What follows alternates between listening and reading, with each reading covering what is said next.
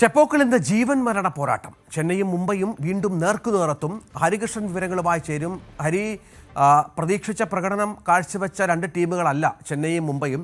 ആരാധകരുടെ വലിയ പിന്തുണയുള്ള ടീമുകളാണ്. പക്ഷേ പൂർണ്ണമായും നിരാശപ്പെടുത്തുന്ന സാഹചര്യമുണ്ടായി. സ്കോറുകൾ കണ്ടെത്തിയിട്ടും പരാജയപ്പെടുന്നു.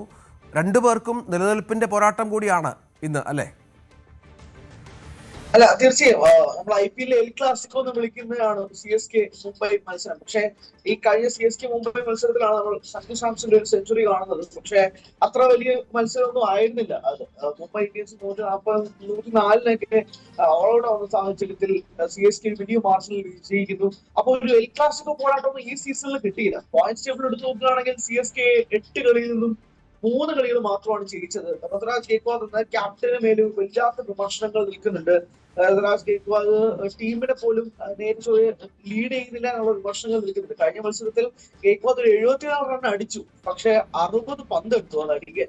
ഇന്ന് ടെസ്റ്റ് കളിക്കുവാണോ ODI കളിക്കുവാണോ എന്നുള്ള വിമർശനങ്ങൾ ഉൾപ്പെടെ ഗേക്വാദിനെതിരെ വരുന്നൊരു സാഹചര്യം.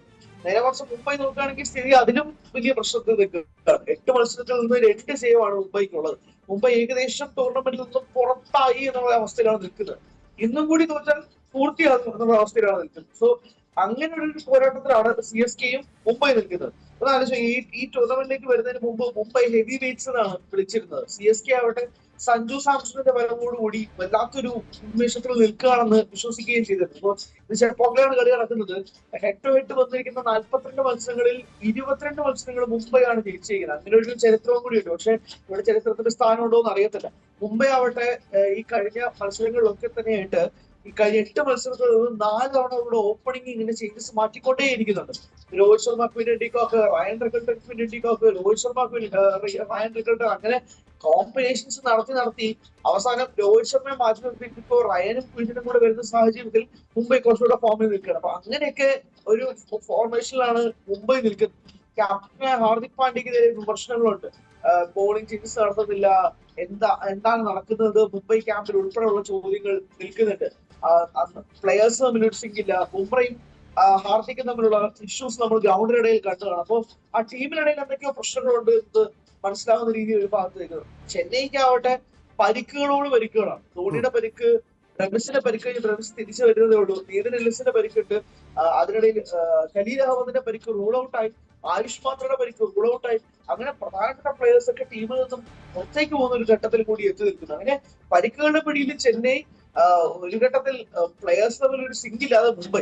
ഇത് തന്നെയാണ് ഈ ടീമിന്റെ ഏറ്റവും പ്രധാനപ്പെട്ട പ്രശ്നം എന്നുള്ള രീതിയിൽ വെളിപ്പേരുള്ള ഒരു ഘട്ടത്തിൽ ഇന്ന് ചെപ്പോക്കിൽ മത്സരം നടക്കുമ്പോൾ ഈ എൽ ക്ലാസിക്കോ എന്ന വെളിപ്പേരുള്ളതിലേക്ക് വലിയ ആവേശം ഉണ്ടാവുന്നില്ല എന്നുള്ളതാണ് ഏറ്റവും വസ്തുത.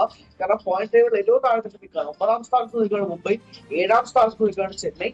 അങ്ങനെ അവസാനത്തെ 3 പൊസിഷനിൽ നിൽക്കുന്ന 2 ടീമുകൾ തമ്മിലുള്ള ഒരു പോരാട്ടത്തിൽ വലിയ ആവേശമൊന്നും ഇല്ലെങ്കിൽ പോലും പഴയ ചരിത്രം കാരണം CSK വേഴ്സസ് മുംബൈ ഇന്ത്യൻസ് എന്നുള്ള ചരിത്രം കൊണ്ട് മാത്രം പിടിച്ചു നിൽക്കുന്ന ഒരു എൽ ക്ലാസിക്കോ എന്ന് മാത്രം വിശേഷിപ്പിക്കുകയാണ് തൽക്കാലം ഇതുള്ളത്.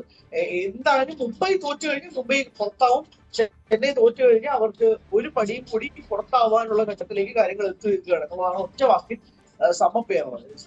അതാണ് സാഹചര്യം. ഏതായാലും നമുക്ക് നല്ല ഒരു പോരാട്ടത്തിനായി കാത്തിരിക്കാം.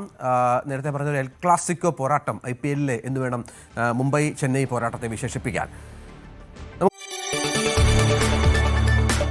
കൂടുതൽ വാർത്തകൾക്ക് News 18 Keralam YouTube channel subscribe ചെയ്യുക.